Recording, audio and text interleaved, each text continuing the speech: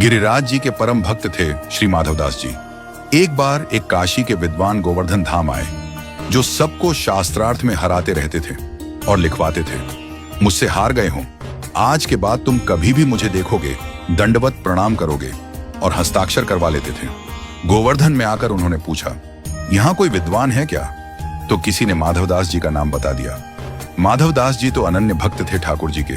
वो माधवदास जी की कुटिया में पहुंचे और जाकर बोले, अये माधवदास, मैं काशी से आया हूं, तुमसे शास्त्रार्थ करना चाहता हूं। माधवदास जी बोले, शास्त्रार्थ प्रारंभ होने से पहले ही मैं अपनी हार स्वीकार करता हूं। वैष्णव का स्वभाव नहीं होता विवाद में पड़ना। उन्होंने कहा, पत्र लिखो इस पर पूरा कि गोवर्धन धाम में मैं इस व्यक्ति से अपनी हार स्वीकार करता हूं। आगे से जब ये कभी भी गोवर्धन आएंगे, इनके खाने पीने सोने की सारी व्यवस्था मैं करूंगा। और नीचे हस्ताक्षर करवा लिया। काशी विद्वत परिषद के लोगों को जाकर उन्होंने कहा, मैंने गोवर्धन धाम के बहुत बड़े विद्वान माधवदास को हरा दिया।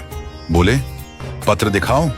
तो वो पढ़ने लगे, गोवर्धन धाम में श्री गिरिराज जी की सन्निधि में काशी से आए विद्वान को माधवदास जी ने बुरी तरह हरा दिया। बोले, तुम तो कह रहे थे तुम इन्हें हरा कर आए हो, इसमें तो उल्टा लिखा है।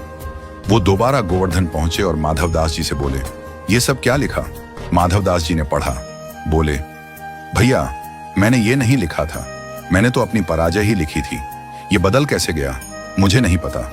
बोले, अब ये काम नहीं होगा, अब दूसरा काम होगा। बोले, अब क्या करना है बताओ, वो भी तैयार हूं करने को। बोले, अब हम दोनों में शास्त्रार्थ होगा, और जो हारेगा उसे चप्पलों की माला पहनाकर, मुख पर काजल, पूरा कालिख पोत कर उसे गधे की सवारी करवाई जाएगी पुरी में। माधवदास जी बोले, मुझे स्वीकार है, मैं शास्त्रार्थ नहीं करना चाहता, मैं हार गया।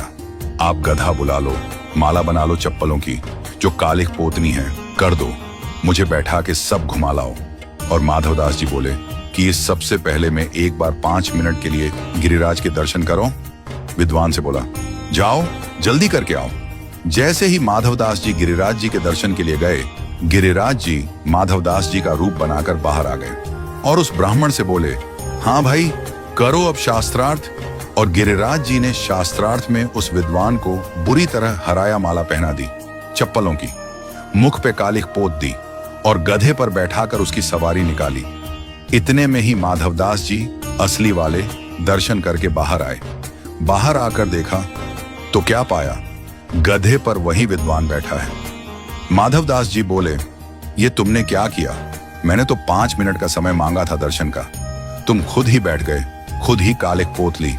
वो बोले, बात मत करो मुझसे, एक तो हरा दिया, ऊपर से मजाक उड़ा रहे हो। बोले, मैंने कब हराया? मैं तो दर्शन करने गया था। बोले, अच्छा, तो ये लोग सब झूठे हैं, सब लोगों के सामने तुमने हराया। माधवदास जी समझ गए। पीछे मुड़कर मंदिर की ओर देखा तो गिरिराज जी मंद मुस्कुरा रहे थे। यही है ठाकुर जी के हवाले छोड़ना। अपना कर्म अपने अनुसार करो, अपने पर निर्भर होकर करो, परंतु फल ठाकुर जी पर छोड़ दो। यदि आप वैष्णव हो, उनके सच्चे प्रेमी हो, वो आपको गिरने नहीं देंगे।